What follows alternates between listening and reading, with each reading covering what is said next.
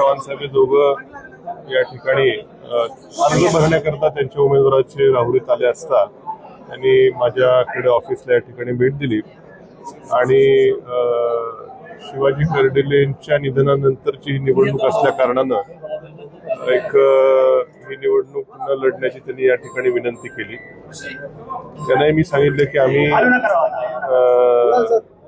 भावना आमच्या देखील आहेत, परंतु जे काय 15 दिवस मी मतदारसंघात विशेषतः राहुरी तालुक्यात फिरताना या तालुक्याचे जे काय प्रश्न आहेत, या तालुक्याच्या अस्मिता असेल, प्रश्न असेल, समस्या असतील, त्याकरताच निवडणूक लढवणं हा उद्देश माझा त्या ठिकाणी होता.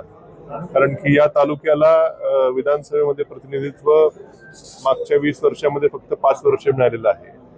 त्यात 2.5 वर्ष सरकारमध्ये, 2.5 वर्ष सरकारच्या विरोधामध्ये, आणि या तालुक्याचे काही महत्वाचे गहन प्रश्न निर्माण झालेले आहेत आणि त्याकरता निवडणूक लढवावी हा माझा आग्रह होता. त्यावर त्यांनी काय मुद्दे त्या ठिकाणी ऐकून घेतले आणि सध्या जे काही विशेष मुद्दे या तालुक्याच्या साठीचे आहेत, उदाहरणार्थ जो काही आमच्या KK रेंजचा भाग आहे त्याच्यामध्ये पुन्हा ॲम्युनिशन पार्कचं ॲक्विजिशन 7,000 एकराचं होणार असं पत्र आहे. त्यावर मात्र त्यांनी ठामपणे सांगितलं की आम्ही ते कॅन्सल करू, शक्यतो नसेल, जरी असेल तरी आम्ही ते काय ॲक्विजिशन करणार नाही असं ठाम त्यांनी त्या ठिकाणी सांगितलं. या डॉक्टर तनपुरे सहकारी साखर कारखान्याचं NCDC कडे कर्ज प्रकरण मंत्रिमंडळाच्या बैठकीसमोर बहुतेक असणार आहे.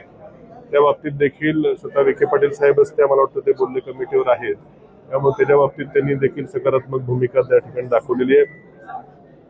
राहुरी नगरपालिकेला एक मोठ्या प्रमाणामध्ये रस्त्यांकरता आम्ही तर आश्वासन दिलं होतं, त्याकरता देखील त्यांनी वरती बोलून सकारात्मकता दर्शवलेली आहे.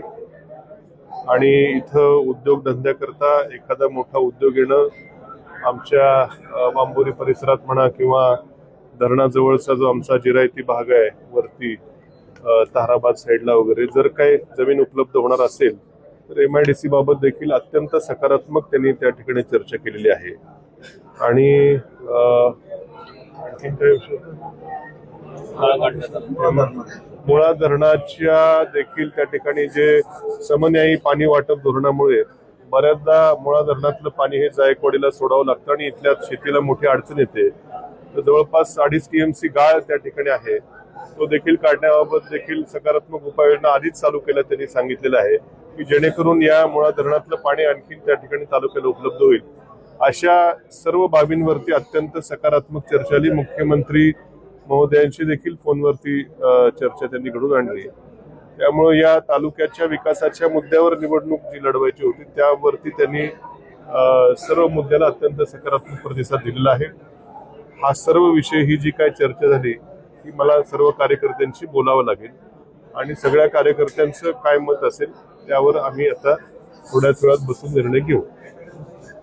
विधान परिषदेची चर्चा होती, आपण असा काही विषय नाही. काय विधान परिषद, जिल्हा परिषदेच्या निवडणुका व्हायच्यात, त्याला कधी होईल, वर्षांनी होईल, 2 वर्षांनी होईल. आज जो विषय आहे तो या राहुरी विधानसभा मतदारसंघाचा आहे. त्यातही मी ज्या तालुक्यात राहतो, शहरात राहतो, मोठा मतदारसंख्या ही राहुरी तालुक्यातली आहे आणि या तालुक्याला प्रतिनिधी नव्हता बरेच वर्ष, त्यामुळे तो जो काही विकास कामांचा बॅकलॉग असेल त्या संदर्भातच फक्त चर्चा झाली. बाकी काही राजकीय चर्चा कुठल्याही प्रकारची झालेली नाही. त्यांनी विनंती, आता एवढी मोठी माणसं, पक्षाचे प्रदेशाध्यक्ष स्वतः या ठिकाणी आले, पालकमंत्री देखील स्वतः आले, एवढ्या मोठ्या माणसांनी या ठिकाणी विनंती केलेली आहे आणि विकासाचे प्रश्न देखील मार्गी लावण्याचं त्यांनी सकारात्मक, अत्यंत मुख्यमंत्री महोदयांनी देखील सकारात्मकता दर्शवलेली आहे. या सगळ्या बाबी मला माझ्या कार्यकर्त्यांची चर्चा करावी लागेल. अर्ज माझा भरून तयार आहे, पण या सर्व आता एवढी मोठी माणसं जेव्हा आपल्याकडे येतात आणि ज्या मुद्द्यावर आपण निवडणूक लढवायचं म्हणतोय त्या मुद्द्यालाच त्यांनी हात घालून त्याला सोडवण्याचा जर विषय केला असेल तर मला माझ्या सर्व सहकाऱ्यांना विश्वासात घेऊन निर्णय घ्यावा लागेल.